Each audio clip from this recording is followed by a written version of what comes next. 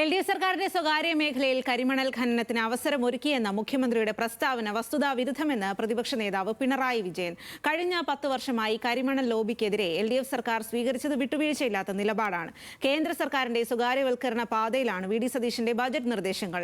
Rare earth critical mineral corridor എന്ന budget നിർദ്ദേശം കരിമണൽ ലോബിയുടെ താൽപര്യപ്രകാരമാണെന്നും പിണറായി വിജയൻ പറഞ്ഞു. വിവരങ്ങളുമായി അർജുൻ രാജാണ് ചേരുന്നത്. അർജുൻ, എന്തായാലും ഈ ഒരു കരിമണൽ ഖനനത്തിലെ സ്വകാര്യ നിക്ഷേപം സ്വകാര്യവൽക്കരണം എന്നതിലൂന്നി വലിയ തരത്തിലുള്ള വിവാദങ്ങളൊക്കെ പാർട്ടിക്കകത്തു നിന്ന് തന്നെ വി.ഡി. സതീശന് എതിരെ ഉയർന്നു. അതിന് പിന്നാലെയാണ് ഇപ്പോൾ പ്രതിപക്ഷ നേതാവ് വലിയ വിമർശനം ഉന്നയിക്കുന്നത്. എന്താണ് അദ്ദേഹം പറയുന്നത്?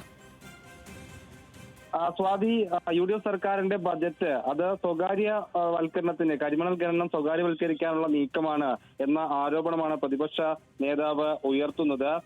Rare earth critical mineral corridor എന്ന ബജറ്റ് നിർദ്ദേശം കരിമണൽ ലോബിയുടെ താൽപര്യപ്രകാരമാണ് എന്ന ആരോപണമാണ് പ്രതിപക്ഷ നേതാവിന്റെ ഭാഗത്തുനിന്ന് ഉള്ളത്. കഴിഞ്ഞ 10 വർഷമായി കരിമണൽ ലോബിക്കെതിരെ വിട്ടുവീഴ്ചയില്ലാത്ത നിലപാട് LDF സർക്കാർ സ്വീകരിച്ചു.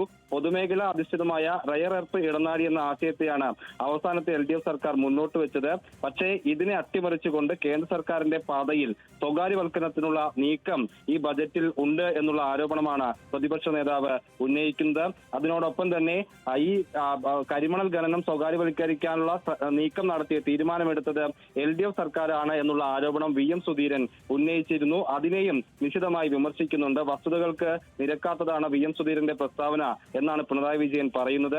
2001-2006 കാലഘട്ടത്തിൽ കേരളം ഭരിച്ച AK ആന്റണി, ഉമ്മൻചാണ്ടി സർക്കാരുകളാണ് സംസ്ഥാനത്ത് കരിമണൽ ഖനനം സ്വകാര്യവൽക്കരിക്കാൻ അനുമതി നൽകിയത് എന്നുള്ളതാണ് പിണറായി വിജയന്റെ ആരോപണം. 2006-ലും 2016-ലും അധികാരത്തിൽ വന്ന LDF സർക്കാരുകൾ ഈ സ്വകാര്യവൽക്കരണ നീക്കത്തെ ശക്തമായി എതിർക്കുന്ന നിലപാട് സ്വീകരിച്ചു എന്നാണ് പിണറായി വിജയൻ പറയുന്നത്. കഴിഞ്ഞ 10 വർഷമായി ഈ കരിമണൽ ലോബിക്കെതിരെ വിട്ടുവീഴ്ചയില്ലാത്ത നിലപാട് സ്വീകരിച്ചു. പക്ഷേ ആ സർക്കാരുകളുടെ നിലപാടിനെ അട്ടിമറിച്ചുകൊണ്ട് ഇപ്പോൾ കരിമണൽ ഖനനം അത് സ്വകാര്യ ലോബികൾക്ക് തീരെഴുതാനുള്ള ശ്രമമാണ് നടത്തുന്നത്.